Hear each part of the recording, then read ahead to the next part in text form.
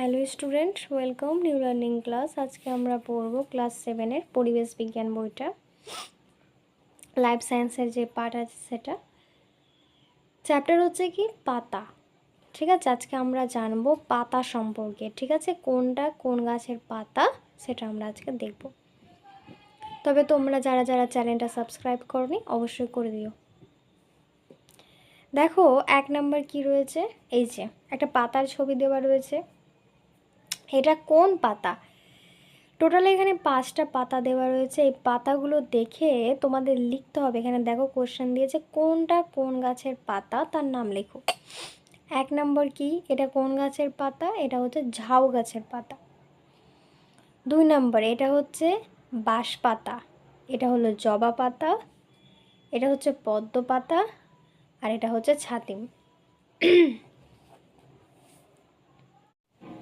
কোন পাতার ফলক ছিঁড়লে মিষ্টি গন্ধ পাওয়া যায়? লেবু পাতা। কোন গাছের পাতার ফলক ছিঁড়লে টপ টপ করে রস গড়িয়ে আসে? ঘৃতকুমারীর পাতা। কোন গাছের পাতা চামড়ার মতন পুরু হয়? বট গাছ। এবার হচ্ছে কি, দেখো এখানে দেওয়া রয়েছে ওপরের বৈশিষ্ট্যযুক্ত এরকম আরও 3টা পাতা খুঁজে নিয়ে লেখো। মিষ্টি গন্ধের পাতা, রসালো পাতা, চামড়ার মতন পাতা। মিষ্টি গন্ধের পাতা কি? লেবু পাতা, ধনে পাতা আর পুদিনা পাতা, এটা হচ্ছে মিষ্টি গন্ধের পাতা।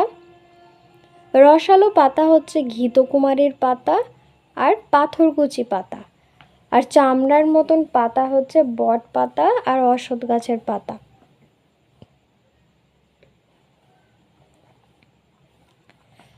জবা পাতা, মাঝখানে একটা শিরা, এই শিরার দুপাশ থেকে অনেকগুলো শিরা বেরিয়ে এসেছে।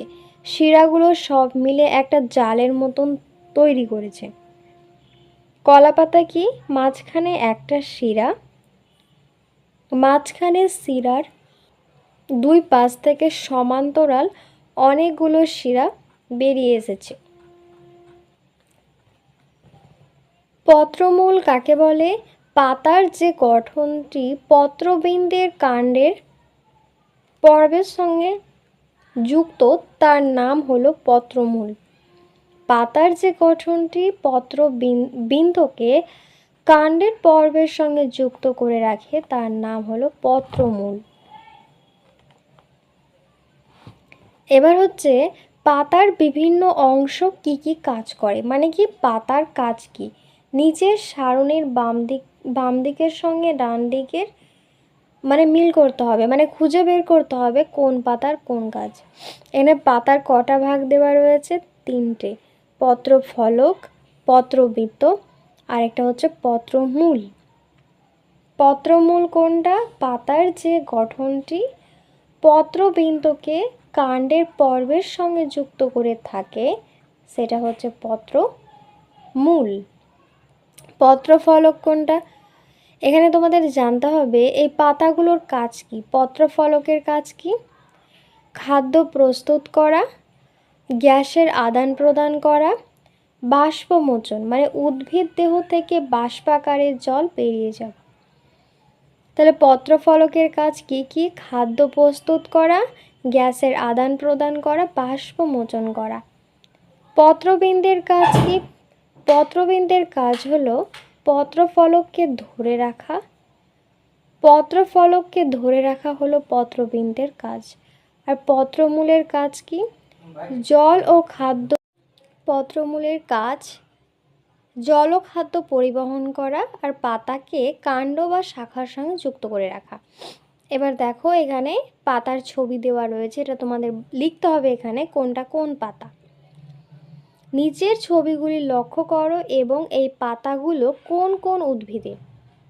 এটা কোন পাতা? এটা হচ্ছে মটর গাছের পাতা। এখানে তোমরা লিখবে মটর।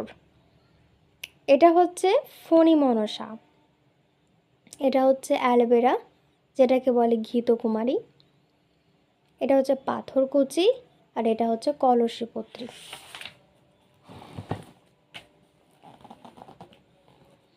দেখো এখানে কি বলছে, পাতার নাম এবং পাতার কাজ কি, মানে কোন পাতা কি কি কাজ করে। মটরের পত্রাকর্ষ, কাজ কি? এর কাজ হলো আরোহণে সাহায্য করে। তাহলে মটরের পত্রাকর্ষ আহরণে সাহায্য করে। ফণী মনসার পত্রকণ্টক অতিরিক্ত বাষ্পমোচনে বাধা সৃষ্টি করে। ঘৃতকুমারী পাতা কি করে? খাদ্য সঞ্চয় করে। পাথরকুচির পাতা বংশবিস্তার করে।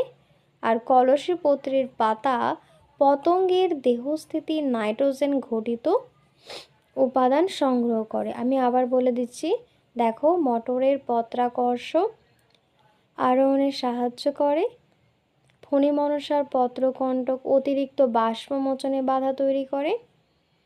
ঘৃতকুমারীর পাতা খাদ্য সঞ্চয় করে। পাথরকুচির পাতা বংশবিস্তার করে। আর কলসীপত্রীর পাতা পতঙ্গদের দেহস্থিতির নাইট্রোজেন ঘটিত উপাদান সংগ্রহ করে। এবার এখানে তোমাদের পড়তে হবে পত্র একক কাকে বলে আর যৌগিক পত্র কাকে বলে। অসৎ পাতা একটা মাত্র ফলক নিয়ে গঠিত। ফলকের ধার সম্পূর্ণ, অর্থাৎ এতে কোনো খণ্ড থাকে না। এই ধরনের পাতাকে কি বলে? একক পত্র বলে। আর তেঁতুল পাতার পত্রফলক মাঝখানে শিরা পর্যন্ত কতগুলো আলাদা আলাদা খণ্ডে ভাগ হয়ে থাকে। এই ধরনের পাতাকে যৌগিক পত্র বলে। তাহলে একটা হচ্ছে কি একক পত্র, আরেকটা হচ্ছে যৌগিক পত্র। এখানে কোশ্চেন হতে পারে